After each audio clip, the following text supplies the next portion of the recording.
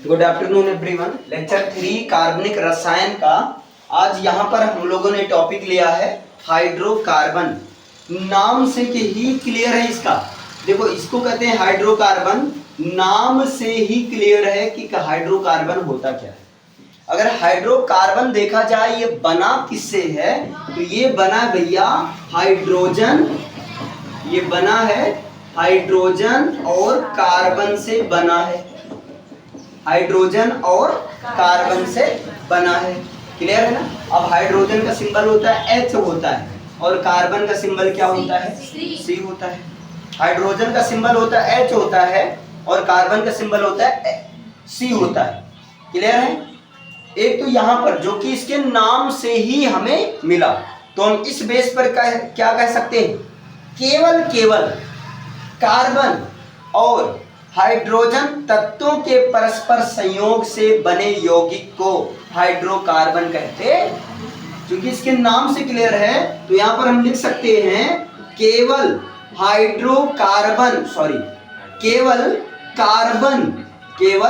Carbon तथा hydrogen, केवल carbon तथा हाइड्रोजन, और ये कार्बन और हाइड्रोजन दोनों तत्व, ये दोनों क्या है, तत्व हैं। तो केवल कार्बन और हाइड्रोजन तत्वों के परस्पर संयोग से, तत्वों के परस्पर संयोग से बने यौगिक क्या कहलाते हैं, हाइड्रोकार्बन कहलाते हैं। बोलो भैया, यहाँ तक तो सबको आसान ही लगा होगा और आसान है भी, क्योंकि यहाँ पर कोई इसमें रॉकेट साइंस नहीं है, क्योंकि नाम से क्लियर है ना। हाइड्रोजन प्लस कार्बन, इसको एक स्टेटमेंट फॉर्म में आपको लिखना रहेगा, तो आप बोल सकते हैं केवल कार्बन और हाइड्रोजन तत्वों के परस्पर संयोग से बने यौगिक हाइड्रोकार्बन कहलाते हैं। बताइए भैया, समझ में आया। अब क्या होता है, हाइड्रोकार्बन में भी कंडीशन होती है, हाइड्रोकार्बन में कंडीशन होती है। अब ये कंडीशन कैसी होती है, तो भैया ये कंडीशन ऐसी होती है, कुछ हाइड्रोकार्बन होते हैं, कुछ हाइड्रोकार्बन में श्रृंखला जो बनती है, उनके बीच जो भी श्रृंखला बनती है, जो सीरीज बनती है, श्रृंखला खुली रहती है, श्रृंखला खुली हुई होती है, समझ पाए। कुछ हाइड्रोकार्बन होते हैं जिनके बीच जो श्रृंखला, अभी पूरा मैं श्रृंखला दिखाता हूं, जिनके बीच जो श्रृंखला होती है वो क्या होती है, श्रृंखला खुली हुई होती है। और कुछ हाइड्रोकार्बन होते हैं जिनके बीच जो श्रृंखला होता है वो खुला नहीं रहता, बल्कि एक चक्र के रूप में, है ना, एक चक्र के रूप में उपस्थित रहता है। यानी कुछ ऐसे भी हाइड्रोकार्बन होते हैं जिसमें कार्बन परमाणु का एक चक्र उपस्थित रहता है ना। कार्बन परमाणु का एक चक्र पाया जाता है, एक चक्र होता है और उसकी श्रृंखला क्या होती है, बंद होती है। उनके बीच की जो श्रृंखला होती है वो बंद होती है। बोलो, समझ पाए। कुछ ऐसे हाइड्रोकार्बन होते हैं जिनके बीच की श्रृंखला खुली हुई होती है, वो बंद नहीं होते हैं। और कुछ ऐसे हाइड्रोकार्बन होते हैं, है ना, जिनमें जो कार्बन परमाणु का चक्र होता है, और वो भी 6 कार्बन परमाणु का चक्र होता है। कितने कार्बन परमाणु का चक्र होता है, 6 कार्बन परमाणु का चक्र होता है। और ये जो 6 कार्बन परमाणु का चक्र उपस्थित रहता है या चक्र रहता है, बंद श्रृंखला के रूप में सामने नजर आती है, जहां पर उन 6 कार्बन परमाणु के चक्र में द्विबंध युक्त बांड पाए जाते हैं।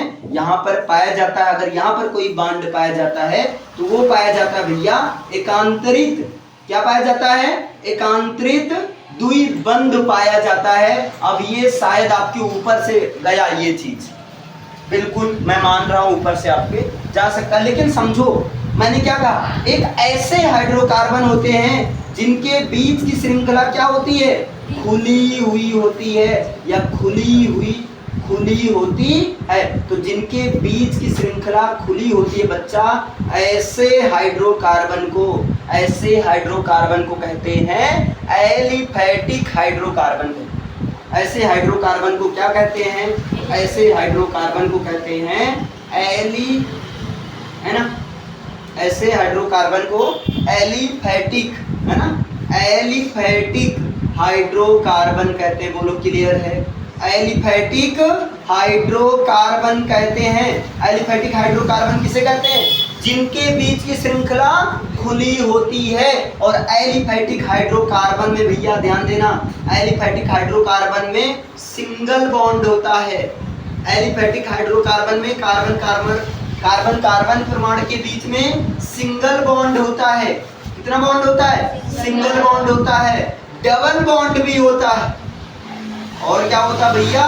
डबल बॉन्ड भी होता है। और भैया कार्बन कार्बन परमाणु के बीच में ट्रिपल बॉन्ड भी होता है। समझ पाए? ऐसे एलिफैटिक हाइड्रोकार्बन, ध्यान देना अब जो बात मैं बोलने वाला हूँ, ऐसे एलिफैटिक हाइड्रोकार्बन जहां पर सिंगल बॉन्ड होता है उसे कहते हैं संतृप्त हाइड्रोकार्बन। उसे क्या कहते हैं? संतृप्त हाइड्रोकार्बन, सैचुरेटेड हाइड्रोकार्बन। और ऐसे मतलब यौगिक, नमस्ते, ऐसे यौगिक जिनके बीच जो कार्बन परमाणु के बीच मतलब जिनके बीच कार्बन कार्बन के बीच में जो बॉन्ड की संख्या होती है या तो डबल होती है या तो ट्रिपल होती है ना, उनको कहते हैं भैया असंतृप्त हाइड्रोकार्बन कहते हैं। उनको क्या कहते हैं? असंतृप्त हाइड्रोकार्बन कहते हैं। बोलो क्लियर है कि नहीं? अगर मैं पूछूं एलिफैटिक हाइड्रोकार्बन कितने प्रकार का होता है तो आपको बताना है एलिफैटिक हाइड्रोकार्बन 2 प्रकार का होता है। संतृप्त हाइड्रोकार्बन वो होते हैं जहां पर कार्बन कार्बन परमाणु के बीच में सिंगल बॉन्ड होता है ना, जहां पर कार्बन कार्बन परमाणु के बीच में क्या होता है? सिंगल बॉन्ड होता है। और ऐसे संतृप्त हाइड्रोकार्बन को आप भैया इनको आप पैराफिन बोल सकते हैं। ऐसे संतृप्त हाइड्रोकार्बन को क्या बोलते हैं? पैराफिन बोलते हैं या एल्केन बोलते हैं। पैराफिन बोलते हैं या क्या बोलते हैं? एल्केन बोलते हैं। बोलो समझ में आया? यानी कि हम बोल सकते हैं एलिफैटिक संतृप्त हाइड्रोकार्बन को और क्या बोलते हैं? तो पैराफिन बोलते हैं या जो है क्या बोलते हैं? एल्केन बोलते हैं। और असंतृप्त हाइड्रोकार्बन में ऐसे असंतृप्त हाइड्रोकार्बन जिनमें कार्बन कार्बन परमाणु के बीच द्विबंधु पाया जाता है उसको एल्कीन भी कहा जाता है। उसको और क्या कहा जाता है? उसको एल्कीन भी कहा जाता है। जिनमें कार्बन कार्बन परमाणु के बीच में डबल बॉन्ड पाया जाता है उसे भैया और क्या कहते हैं? एल्कीन भी कहते हैं। बोलो समझ में आया? कितना क्लियर है? और ऐसे असंतृप्त हाइड्रोकार्बन जिनके बीच में ट्रिपल बॉन्ड पाया जाता है उनको भैया हम और क्या बोल सकते हैं? उनको एल्काइन भी बोला जाता है। उनको और क्या बोला जाता है? एल्काइन भी बोला जाता है। एल्केन को पैराफिन कहते हैं और एल्कीन को ओलिफिन भी कहते हैं। एल्कीन को और क्या कह सकते हैं? एल्कीन को ओलिफिन भी कहते हैं। बोलो क्लियर है? समझ में आया? सारी कहानी क्लियर हो रही है ना? अब क्या होता है यहाँ पर ध्यान से समझना है। एल्काइन यानी कि मैंने क्या कहा? हाइड्रोकार्बन। मैंने क्या कहा? हाइड्रोकार्बन हाइड्रोजन और कार्बन से बना है। मतलब केवल कार्बन और हाइड्रोजन तत्वों के परस्पर संयोग से जो यौगिक बनते हैं उनको हाइड्रोकार्बन कहते हैं। अब हाइड्रोकार्बन 2 रूप में सामने आते हैं। हाइड्रोकार्बन कितने रूप में पाए जाते हैं?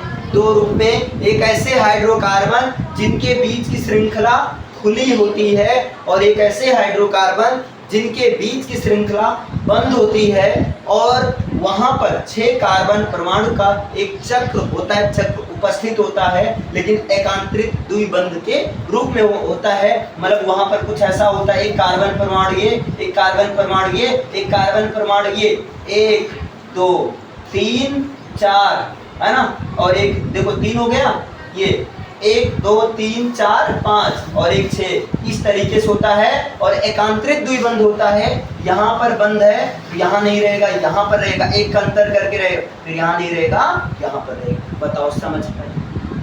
क्लियर हो पा रहा है इतना? मतलब यहाँ पर ये बंद देखो 6 कार्बन परमाणु का एक चक्र होता है, चक्र है कि नहीं? एकांतरिक द्विबंध के रूप में है कि नहीं? है ना? समझ पाए? ये होता है ऐसे हाइड्रोकार्बन को, ऐसे हाइड्रोकार्बन का हम लोगों ने नाम अभी नहीं बताया ना, ऐसे हाइड्रोकार्बन को बोला जाता है एरोमेटिक हाइड्रोकार्बन बोला जाता है। इसे एलिफैटिक और इसे क्या बोला जाता है? एरोमेटिक हाइड्रोकार्बन बोला जाता है। इसे क्या बोलते हैं भैया? इस चीज को क्या बोला जाता है? एरोमेटिक हाइड्रोकार्बन बोलते हैं। बोलो क्लियर है? इसको क्या बोलते हैं? एरोमेटिक हाइड्रोकार्बन बोलते हैं। बताइए समझ पा रहे हो कि नहीं? इतना क्लियर हो पाया? अब यहाँ पर क्वेश्चन है, ये नहीं समझ में आ रहा है कि इसकी श्रृंखला खुली हुई होती, ये समझाओ थोड़ा सा। ये थोड़ा सा समझ से बाहर गया। चलो इसकी श्रृंखला बंद होती है, आपने कह दिया हाँ भाई बंद है श्रृंखला, एकल द्विबंध है, एकल द्विबंध है। यहाँ पर तो कोई समस्या नहीं हुई, लेकिन समस्या कहाँ पर हुई? समस्या कहाँ पर हुई? जब आप यहाँ खुली हुई में पहुंचे, जब खुली हुई में पहुंचे तब यहाँ पर आपने क्या देखा? यहाँ पर अब आपको याद रखना होगा, जैसे एक संतृप्त या पैराफिन या एल्केन हाइड्रोकार्बन का एक सामान्य सूत्र होता है, उसके कुछ मेंबर होते हैं और वो सामान्य सूत्र होता है भैया CnH2n+2, यानी कि वहां पर हाइड्रोजन की संख्या कार्बन के परमाणु के दुगने के 2 अधिक हो। समझ पाए? क्लियर है? और यहाँ पर एल्कीन का जो सूत्र होता है CnH2n होता है, एक सामान्य सूत्र होता है और यही सामान्य सूत्र से इसके सदस्य निकलेंगे। और एल्काइन का जो सामान्य सूत्र होता है CnH2n-2 होता है। चलो एक लेते हैं, लेकिन इसके लिए आपको थोड़ा सा याद करना होगा कुछ चीज, और वो चीजें क्या हैं वो चीजें आपको ध्यान देनी होगी, और वो चीजें सिंपल सा हैं, है ना? वहां पर आपको कुछ याद करना होगा। जैसे मैं साइड में बना दे रहा हूं, बताइए C1 से क्या होता है? तो आप कहोगे मैथ होता है। C1 से क्या होता है? मैथ होता है। मैं कह दूं C2 से क्या बनता है? एथ बनता है। नहीं पता है तो याद कर लो, नहीं पता है तो इस चीज को याद कर लो। याद करना बड़ा जरूरी है। इसे अभी देखो क्या क्या होता है, कैसे होता है, अभी सब सामने आने वाला है। आज इसका तुम घूम देंगे, मतलब सत्यानाश कर देंगे इस कॉन्सेप्ट, मतलब सत्यानाश करने का मतलब अच्छे समझ में आ जाएंगे, नहीं कि बर्बाद कर देंगे। क्लियर है? अच्छा बताओ C3 से क्या बनता है? प्रोप बनता है। और भैया बताइए C4 से क्या बनता है? तो आप कहोगे ब्यूट बनता है। मैं कह दूं C5 से क्या बनता है? तो बनता है पेंट बनता है। और C6 से क्या बनता है? सेक्स बनता है। और C7 से क्या बनता है? तो डेप्ट बनता है। और C8 से क्या बनता है? तो आप कहोगे ऑप्ट बनता है। और C9 से क्या बनता है? नॉन बनता है। और C10 से बनता है एक बनता है। बोलो इतना क्लियर है कि नहीं? इतना क्लियर है कि नहीं? अब हम आपसे पूछ लें, भैया आप कुछ और नहीं बल्कि मेथेन का सूत्र बता दो। तुरंत आप कहोगे मेथेन बना है मेथ प्लस एन से। मेथेन किससे बना है? हाँ अबे रुक जा। मेथेन बना है मेथ प्लस एन से। आप कह रहे हो मेथ प्लस एन से दिमाग में क्या आ सकता है? एल्केन आएगा। जब एथेन से दिमाग में आया एल्केन तो भैया आप क्या कहोगे? मेथ बनता है 1 से, और यहाँ एन से दिमाग में आया एल्केन का मतलब CnH2n+2 वाला फॉर्मेट अप्लाई करेंगे। मेथ बता रहा है कि एन का मान क्या रखो? 1 रखो। जब कार्बन की संख्या 1 है तो भैया 2 दूना 4, हाइड्रोजन की संख्या दुगने के 2 अधिक होता है, मतलब 2 दूना 4 2, अरे 2 1 के 2 और प्लस 2 4 हो जाएगा। 1 तो लिखा नहीं जाएगा तो सीधा क्या होगा? CH4 होगा। आप करो नहीं ये तो कोई बात नहीं है, आप दूसरा बताओ। आप ऐसे तो आसान ले लिया, आप प्रोपेन बताओ। अच्छा कोई दिक्कत नहीं, बताओ C प्रोप किससे बनता है? प्रोप बनता है C3 से, और N से क्या दिमाग में है, एल्केन वाला है कि नहीं? एल्केन क्या है? CnH2n, अरे कहाँ गए ये? CnH2n प्लस 2, तो आप क्या कहोगे? प्रोप है 3 से बनेगा। अब यहाँ पर CnH2n प्लस 2 पर आएगा, तो N की जगह क्या रखेंगे? 3 रखेंगे। यहाँ पर 3 हो गया, 3 दूना 6, 6 2 8, मतलब C3H8 होगा। इसकी श्रृंखला खुली होती है क्योंकि ये संतृप्त हाइड्रोकार्बन है, carbon carbon carbon single single. Carbon की संयोजकता 4 होती है, 1 2 3 4, 1 2 3 4, 1 2 3 4, H H H H। बताइए क्या इसकी श्रृंखला बंद है या खुली है? इसकी श्रृंखला खुली है। आगे बढ़ा सकते हैं, समझ में आया? तो मतलब ये कैसे कार्बन है? बोलो। ये है एलिफैटिक हाइड्रोकार्बन। समझ में आया भैया? 3 याद हुआ। एल्केन को पैराफिन भी कहते हैं, संतृप्त हाइड्रोकार्बन भी कहते हैं। एल्कीन को असंतृप्त हाइड्रोकार्बन, एल्कीन को ओलिफिन भी कहते हैं, और एल्काइन CnH। पूरा सूत्र सब क्लियर है? सबको क्लियर है? एक बार मैं पूछूं? पूछा जाए? पक्का? चलो बताओ, हाइड्रोकार्बन क्या होते हैं? ऐसे यौगिक जो केवल हाइड्रोजन और कार्बन से बने होते हैं वो क्या कहलाते हैं? हाइड्रोकार्बन। कितने प्रकार के हैं? 2 प्रकार के। दोनों में कंडीशन है, जिनकी श्रृंखला ऐसे हाइड्रोकार्बन, जिनके बीच की श्रृंखला या जिनकी श्रृंखला खुली हुई होगी उसे क्या कहेंगे?